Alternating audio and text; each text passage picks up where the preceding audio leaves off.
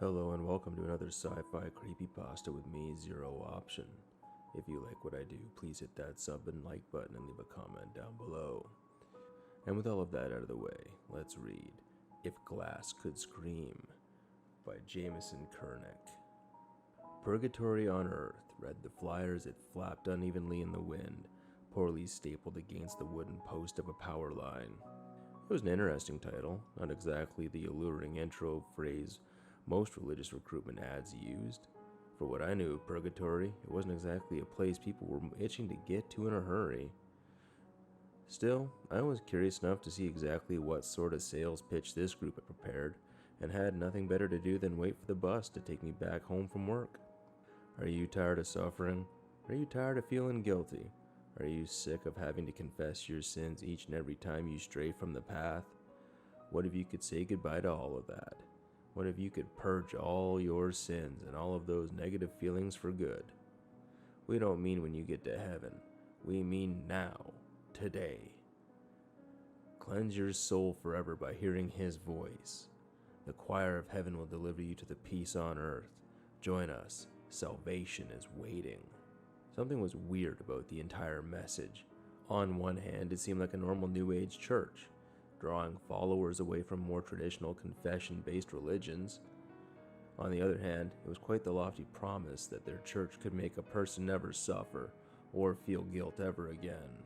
Hearing the voice of God, who I'm assuming they were referring to, and the choir of heaven just seemed like fancy ways of telling you they read from the Bible and sung church hymns.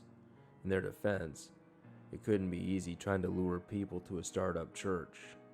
We were in the southeastern United States after all. You could find churches of every denomination with ease, whether you wanted to or not. More like purgatory on tape, I muttered to myself with a smile, overly amused at my own joke. I took a photo of the flyer with my phone and loaded onto the bus that had finally arrived. A couple weeks had passed before I even thought about that flyer again.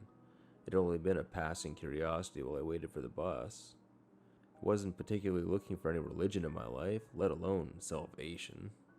I was swiping through the pics in a vain attempt to find a better profile picture when it came to mind again. Thoroughly convinced I looked like the dad who'd just discovered selfies, I came upon the photo I'd taken of the website. Curious and with time to kill, I typed in the address and was redirected to an unremarkable page. The website was no more than a white slate with a play icon and a single sentence in black text that read, "Please use headphones."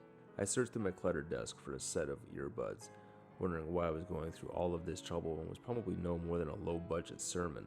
Finding a tangled pair, I impatiently unraveled them, plugged in, and clicked play. I waited to hear this magical secret to living a life free of all guilt and pain. I wish I could find the right adjectives to describe the horror that flew into my ears. It feels though any word belonging to the English language is unworthy of being attached to it. Calling it a high-pitched trill might give you an idea, but it'd be like giving you a candle so you might understand the sun. Imagine if glass could scream.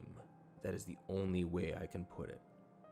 I vomited instantly, ruining my laptop, reeled back to escape the sound.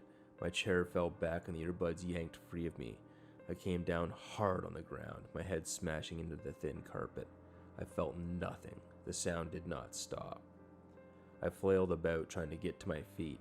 If I could tell I was screaming, I could not hear my own screams, or feel them vibrate in my throat, but I knew I was screaming.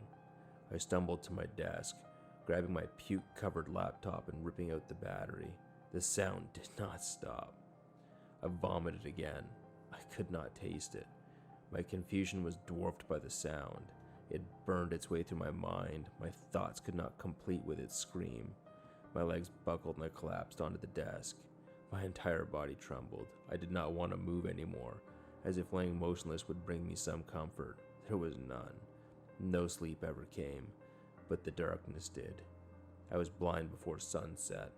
I do not know how many days have passed.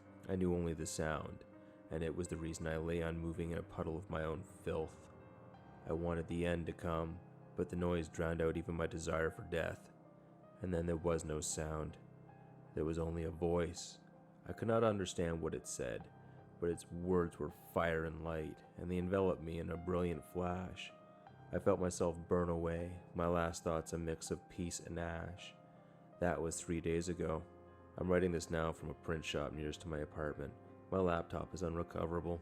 I know you want to know what happened, but I cannot give you any explanation that will satisfy your curiosity. Nothing I say will graze the surface of what I have witnessed. Only the voice can show you. But I can only tell you that I have found peace, and it burns. I have to go. My flyers are ready, and there's so much work to be done.